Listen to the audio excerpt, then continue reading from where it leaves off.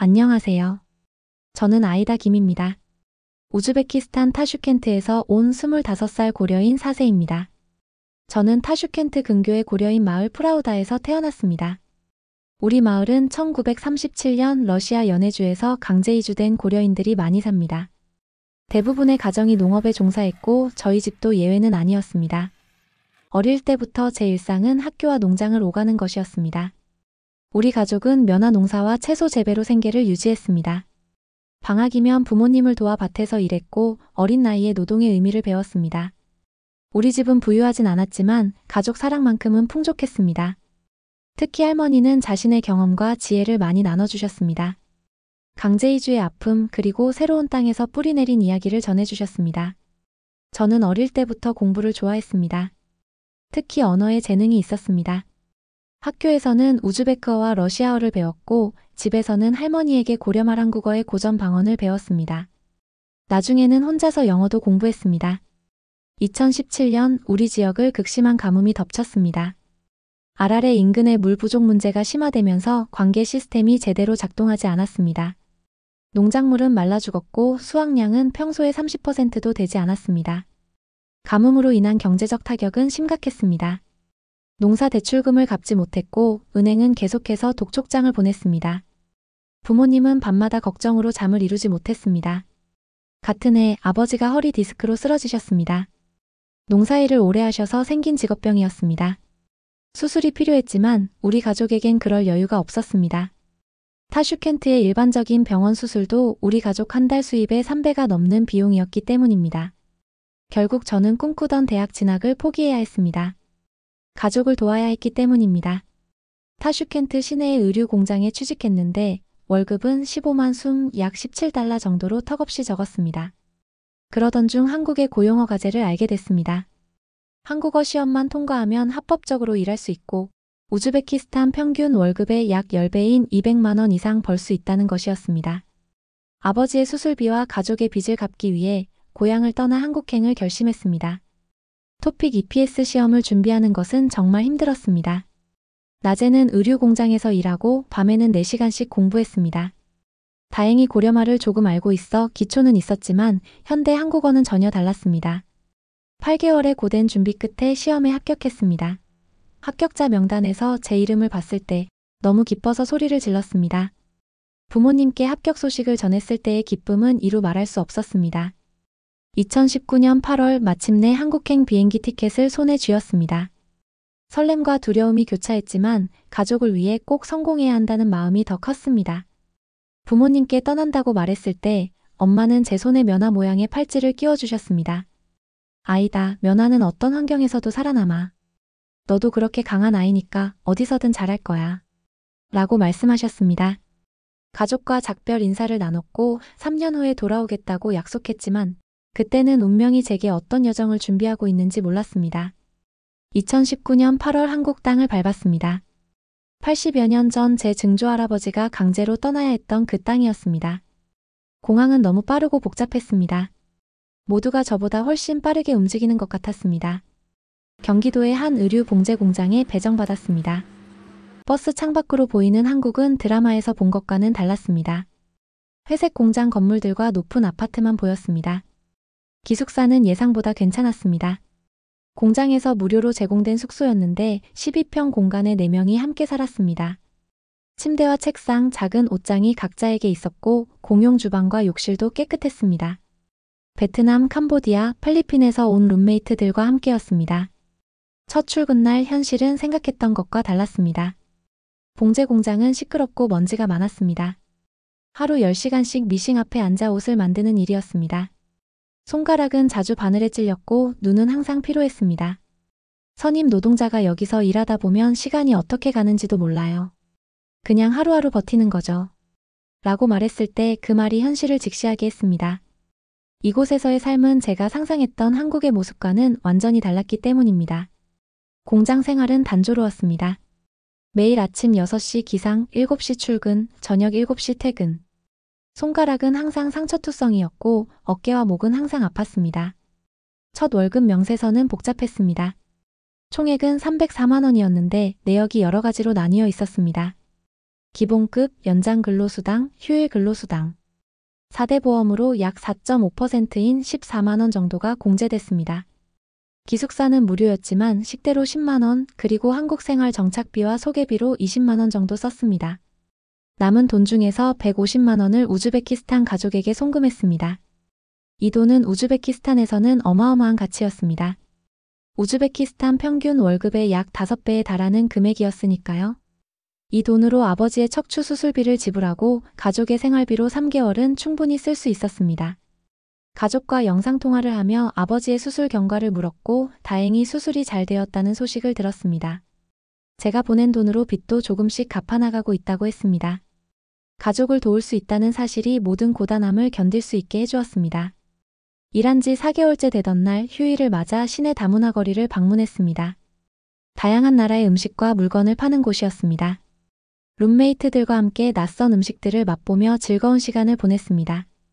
작은 카페에서 쉬고 있을 때 옆 테이블에서 한국어와 우즈베크어가 섞인 대화가 들렸습니다. 호기심에 돌아보니 한 여성이 노트북으로 무언가를 작업하고 있었습니다. 용기를 내서 말을 걸었습니다. 실례지만 우즈베크어를 하시나요? 라고 물었더니 그 여성은 놀란 표정으로 저를 바라보며 자신을 우즈베키스탄 이야기를 다루는 유튜버 민지라고 소개했습니다. 우즈베키스탄에서 교환학생으로 1년을 보냈고 그 경험을 바탕으로 유튜브 채널을 운영하고 있다고 했습니다. 중앙아시아 문화를 한국에 소개하는 콘텐츠를 만들고 있었습니다. 민지는 제게 우즈베키스탄에 대한 이야기를 그녀의 채널에서 해줄 수 있는지 물었습니다. 특히 고려인의 관점에서 말이죠. 처음엔 망설였지만 우즈베키스탄의 문화를 알릴 수 있는 기회라고 생각해 수락했습니다. 그렇게 민지의 채널에 게스트로 출연하게 됐습니다. 우즈베키스탄의 일상, 음식, 그리고 고려인의 역사에 대해 이야기했습니다. 편집된 영상을 함께 보며 민지는 제가 정말 자연스럽게 잘했고 시청자들이 좋아할 것 같다고 말했습니다. 그리고 예상대로 영상의 반응은 뜨거웠습니다. 많은 사람들이 우즈베키스탄 고려인의 이야기에 관심을 보였고 특히 제가 세계 언어를 유창하게 구사하는 점이 인기를 끌었습니다. 댓글에는 아이다 씨의 이야기가 너무 흥미로워요. 고려인의 역사를 이렇게 생생하게 들을 수 있어 좋네요. 아이다 씨만의 채널이 있으면 좋겠어요와 같은 반응이 이어졌습니다. 민지는 제게 유튜브를 운영해 볼 것을 추천했습니다. 장비와 편집을 도와주겠다고 했고 그렇게 주말마다 콘텐츠 제작을 시작했습니다. 봉제공장 노동자로서의 일상, 한국과 우즈베키스탄의 문화 차이, 언어 교류 등 다양한 주제로 영상을 만들었습니다. 그렇게 이중생활이 시작됐습니다. 평일에는 봉제공장 노동자, 주말에는 콘텐츠 크리에이터. 피곤했지만 새로운 세계를 경험하는 것이 너무 즐거웠습니다. 점점 공장 동료들에게도 제 활동을 알렸습니다. 처음엔 그냥 취미라고 생각했지만 영상의 조회수가 늘어나고 구독자가 생기면서 모두가 놀라기 시작했습니다. 동료들은 제가 유명해질 거라며 공장의 스타라고 불러주었습니다. 3개월 만에 제 영상에서 첫 수익이 발생했습니다. 금액은 작았지만 제가 좋아하는 일로 돈을 벌 수 있다는 사실이 믿기지 않았습니다.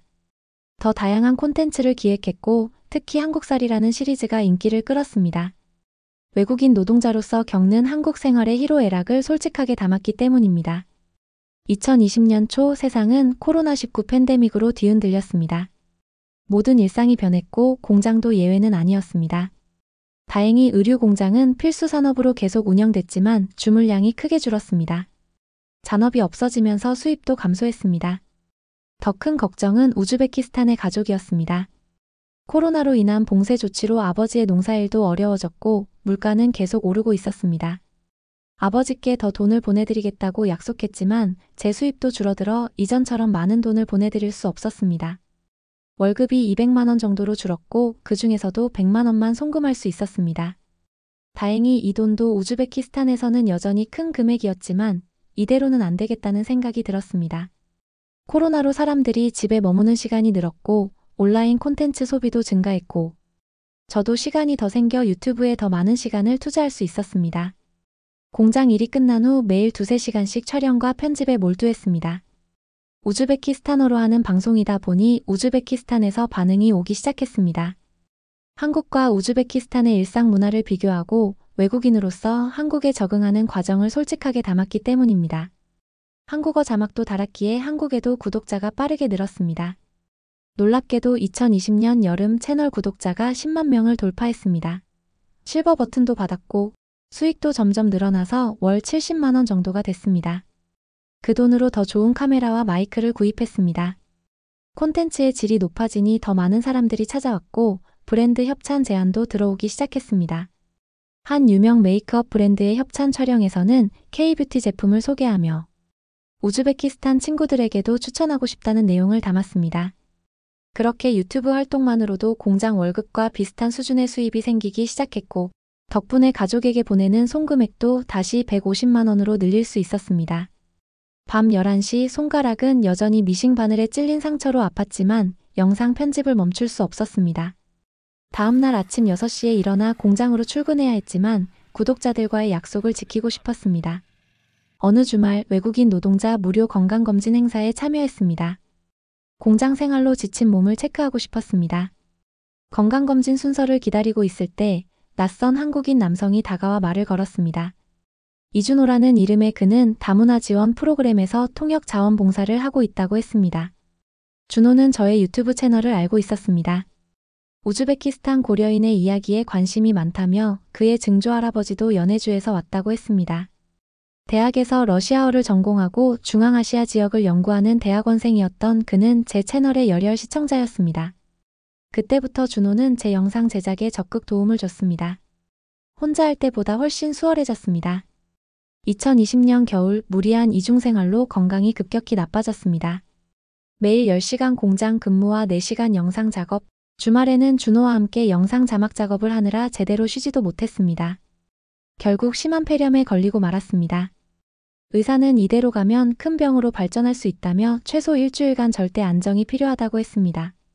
그 말에 눈물이 났습니다. 공장에서 일주일을 쉰다는 건 월급의 상당 부분을 잃는 것이고 그것은 우즈베키스탄 가족에게 보낼 돈이 줄어든다는 뜻이었기 때문입니다. 병실에 준호가 걱정스러운 얼굴로 과일 바구니를 들고 찾아왔습니다. 놀랍게도 그와 함께 몇 명의 영상 시청자들도 방문했습니다. 준호가 채널 커뮤니티 탭에 소식을 올렸고 모두 제 영상으로 위로받았던 사람들이라고 했습니다. 베트남, 필리핀, 네팔에서 온 분들이 각자 고향 음식을 싸워줬습니다. 특히 우즈베키스탄 플로프 향신료 밥을 직접 만들어 온 타슈켄트 출신 어느 구독자분의 정성에 다시 한번 눈물이 났습니다. 준호는 커뮤니티에서 모금한 작은 후원금도 전해주었습니다. 20만 원 정도였지만 그 마음이 너무 따뜻했습니다. 공장 쉬는 동안 걱정하지 말라는 그의 말에 가슴이 뭉클했습니다. 한 번도 만난 적 없는 사람들이 저를 위해 이렇게까지 해주다니 말을 잇지 못했습니다. 일주일 동안 준호는 매일 퇴근 후 병실에 들렀습니다. 때로는 간식을 가져오고 때로는 제가 놓친 수업 자료를 정리해 왔습니다. 준호는 최근 다문화센터에서 한국어 교사 자격증 공부를 시작했다고 했습니다. 저와 같은 이주민들이 한국에 적응하는 데 도움이 되고 싶다는 그의 진심 어린 마음이 느껴졌습니다. 퇴원 후 첫 외출날 준호는 저를 호수공원으로 데려갔습니다. 벚꽃이 막 피기 시작한 봄이었습니다.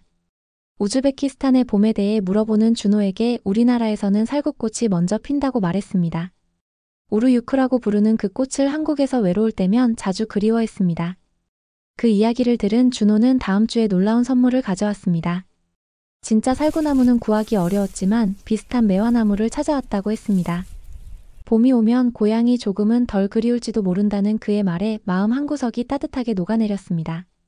누군가 제 이야기를, 제 그리움을 이렇게 깊이 이해해주는 것이 처음이었습니다. 이제 준호는 제 채널의 중요한 일원이 되었습니다.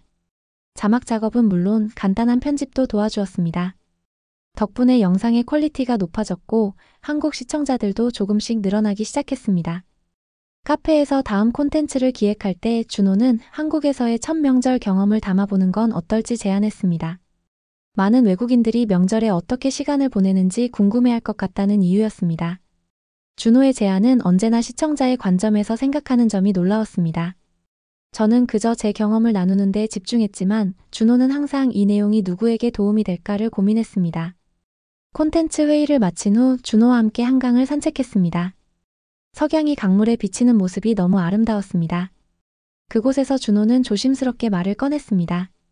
처음에는 단순히 채널이 좋아서 도와주고 싶었지만 지금은 저 자체가 더 좋아졌다고 고백했습니다. 그 말에 얼굴이 붉어졌습니다. 사실 저도 비슷한 마음이었지만 말하지 못했습니다.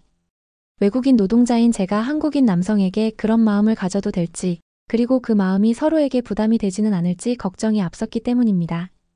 채널이 조금씩 성장하고 준호와의 관계도 깊어가던 그때 우즈베키스탄에서 급한 전화가 왔습니다.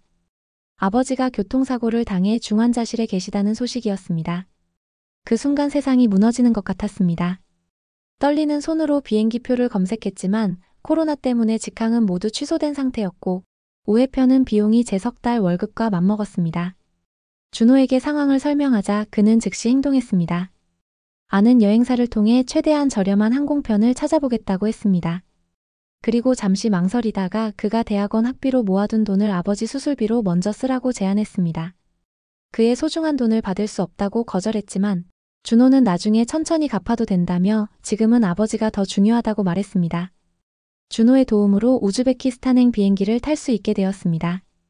출국장 앞에서 준호는 제 손을 꼭 잡고 꼭 돌아와 달라고 말했습니다. 그를 기다리고 있겠다는 그 말에 마음속에 있던 감정이 확실해졌습니다. 이건 단순한 우정이 아니었습니다. 다행히 아버지는 위험한 고비를 넘기셨습니다. 준호가 보내준 돈 덕분에 적절한 치료를 받을 수 있었습니다. 병실에서 아버지의 손을 잡고 이제 다 잘 될 거라고 안심시켰습니다. 아버지는 약하게 미소 지으시며 제가 떠난 뒤 매일 제 영상을 보셨다고 말씀하셨습니다. 한국에서 어떻게 지내는지 볼 수 있어서 다행이었다고 하셨습니다. 어머니는 눈물을 닦으며 한국 청년이 좋은 사람 같다고 말씀하셨습니다. 제가 병원에 있을 때 도와주었다는 이야기를 들으셨던 것입니다. 부모님과 이야기를 나누면서 준호에 대한 제 마음이 더 분명해졌습니다. 그는 제가 힘들 때 항상 옆에 있어줬고 제 꿈을 응원해줬습니다. 문화적 차이도 그가 가진 꿈도 존중해줬습니다.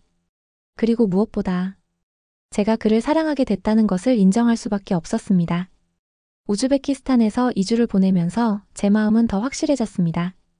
한국에서의 삶, 콘텐츠 제작의 꿈, 그리고 준호와의 미래. 이제 돌아가 모든 것을 솔직하게 말해야겠다고 결심했습니다. 한국으로 돌아온 날 준호는 공항에서 기다리고 있었습니다. 그의 얼굴을 보자마자 달려가 안겼습니다. 보고 싶었다고 말하자 준호도 매일이 너무 길게 느껴졌다고 했습니다. 그날 저녁 우리는 처음 마음을 나눴던 한강으로 갔습니다. 석양이 물드는 강변에서 준비했던 말을 꺼냈습니다. 준호를 좋아하게 됐다고 그냥 친구로서가 아니라 특별한 마음으로 말입니다. 준호의 눈이 커졌고 환한 미소가 번졌습니다. 그도 저를 좋아한다고 처음 영상을 봤을 때부터 이미 마음이 갔던 것 같다고 말했습니다. 하지만 솔직히 걱정도 있었습니다. 저는 외국인 노동자이고 비자 문제도 있고 문화적 차이도 있으니까요. 준호는 제 손을 꼭 잡으며 함께 해결해 나가자고 했습니다.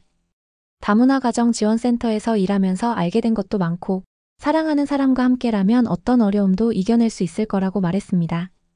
그 말에 제 눈에서 눈물이 흘렀습니다. 두려움과 불안함 속에서도 처음으로 누군가와 진정한 미래를 그려볼 수 있다는 희망이 생겼으니까요. 준호와의 연애는 제 삶에 많은 변화를 가져왔습니다. 그의 도움으로 이나인 비자에서 디포 비자로 전환하여 서울에 있는 한 대학 한국어학당에 등록했습니다.